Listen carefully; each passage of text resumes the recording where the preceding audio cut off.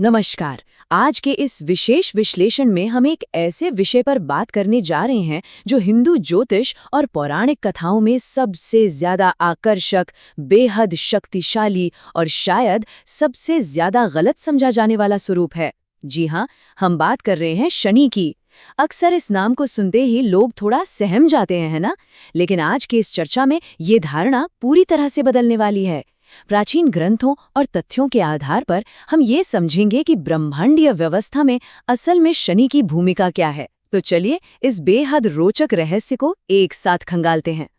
जरा सोचिए, हिंदू देवमंडल में वो कौन सी शक्ति है जिससे लोग सबसे ज्यादा डरते हैं, लेकिन फिर भी उसके असली रूप को समझ नहीं पाते? बिल्कुल, वो शनिदेव हैं। समाज में अक्सर यही माना जाता है कि ये बस जीवन में उथल-पुथल, रुकावटें और परेशानियां ही लेकर आते हैं। इस ऊर्जा का खौफ इतना है कि लोग इसे सिर्फ और सिर्फ एक नकारात्मक शक्ति मान लेते हैं।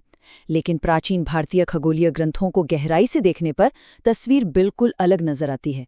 असल में वो सिर्फ दुख देने वाली शक्ति नहीं है, बल्कि एक बहुत बड़े उद्देश्य के तहत पूरे ब्रह्मांड के संतुलन का हिस्सा है।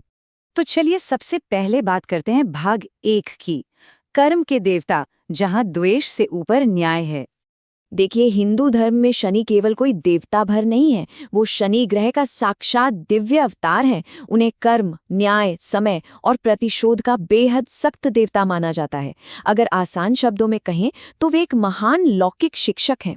वो किसी से भेदभाव नहीं करते। इंसान के अपने विचार, उसकी वाणी और उसके कर्म जैसे होंगे, शनि उसे बिल्कुल वैसा ही परिणाम देंगे। ये ब्रह्मांड का वो कड़ा नियम है जहां अनुशासन, जिम्मेदारी और ईमानदारी को सबसे ऊपर रखा जाता है। इनके फैसलों में दो बिल्कुल अलग पहलू नजर आते हैं। एक तरफ दंड है, जिसमें कष्ट, दुख, कामों में देरी और तरह तरह की बंदिशें शामिल हैं। और सच कहें तो लोग इसी हिस्से से घबराते हैं।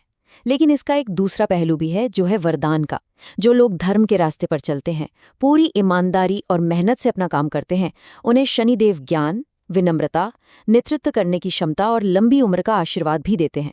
तो असली बात यह है कि वो कोई सजा देने वाले विलन नहीं हैं, बल्कि एक बेहद उसूलों वाले न्यायाधीश हैं, जो अच्छे कर्मों का दिल खोलकर इनाम भी देते हैं।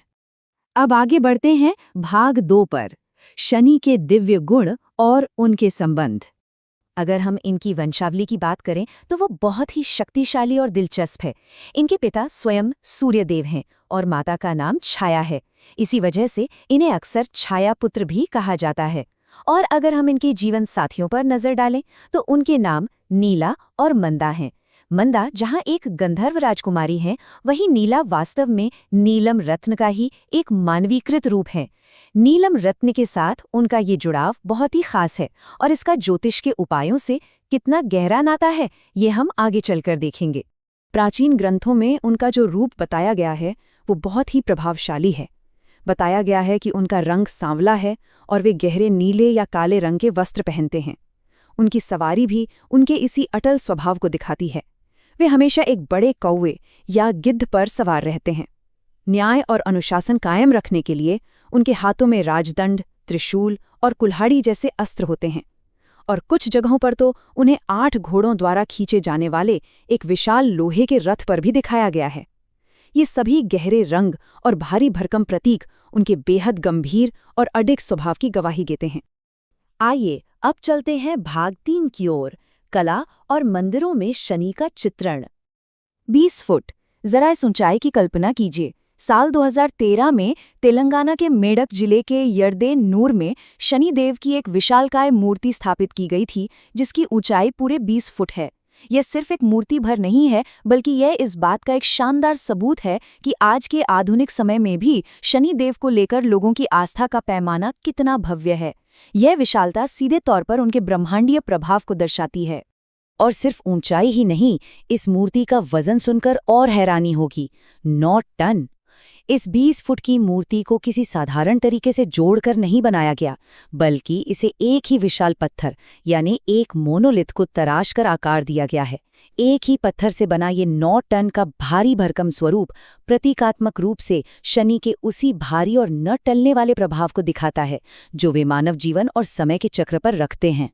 इस भव्य रूप के दर्शन के बाद आइए उस मानसिक और आध्यात्मिक साधना को समझते हैं जो भक्त करते हैं। एक बहुत ही शक्तिशाली संस्कृत मंत्र में आता है, ओम मुझे उनका ध्यान करने दें जिनके ध्वज में कौवा है, जिनके हाथ में तलवार है। वे मुझे उच्च बुद्धि प्रदान करें और शनीश्वर मेरे मन को प्रकाशित करें। इसका सीधा सा मतलब ये है कि उनकी उपासना केवल डर से बचने के लिए नहीं होती। लोग वास्तव में शनिदेव से उच्च बुद्धि, मानसिक स्पष्टता और ज्ञान का प्रकाश मांगते हैं। वे उन्हें एक परम मार्गदर्शक मानते हैं।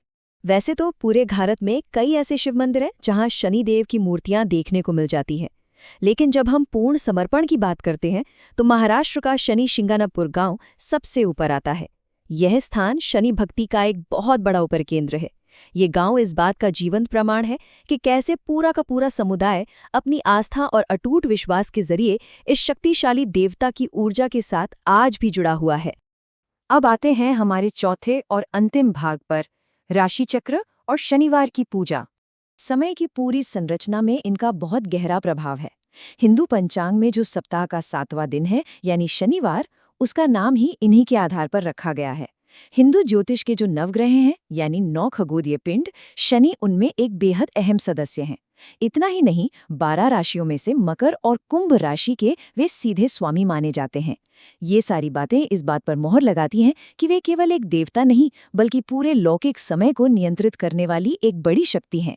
और यहीं से एक दिलचस्प बात जुड़ती है कि कैसे ज्योतिष के उपाय हमारी प्राचीन कथाओं से मेल खाते हैं। जिन लोगों की राशि मकर या कुंभ होती है या जिन पर शनि का गहरा प्रभाव होता है, उन्हें अक्सर नीलम यानी ब्लू सफायर रत्न पहनने की सलाह दी जाती है। याद है, हमने शुरुआत में उनकी जीवन साथी नीला का जिक्र किया था। ये उपाय सीधे तौर पर उसी नीले रंग और उस खास दिव्य ऊर्जा के साथ तालमेल बिठाने का एक तरीका माना जाता है, ताकि जीवन में संतुलन बना रहे। तो अब सवाल उठता है कि रोजमर्रा की जिंदगी में इस ऊर्जा का सम्मान कैसे किया जाए। शनिवार के दिन विशेष पूजा का तो विधान है ही, लेकिन उससे भी ज्यादा अहम है उसके पीछे की भावना। असली उपाय ये है कि स्वेच्छा से गरीबों और जरूरतमंदों को दान दिया जाए, और वो भी बिना किसी फल की उम्मीद किए। निस्वार्थ भाव से किए गए कर्म ही शनि को सबसे ज्यादा पसंद है। ये हमें याद दिलाता है कि हमारा सबसे बड़ा बचाव और सबसे बड़ा आशीर्वाद दोनों हमारे अपने अच्छे कर्मों में ही छिपे हैं।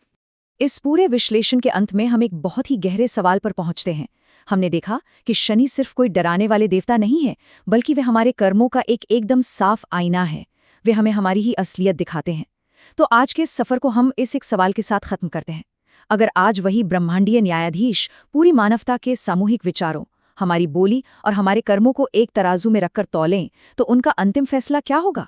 क्या हम उस ज्ञान और विनम्रता के वरदान के लायक हैं, या हमें अभी भी बहुत कुछ सीखना बाकी है? यह हम सबके लिए एक विचारणीय प्रश्न है।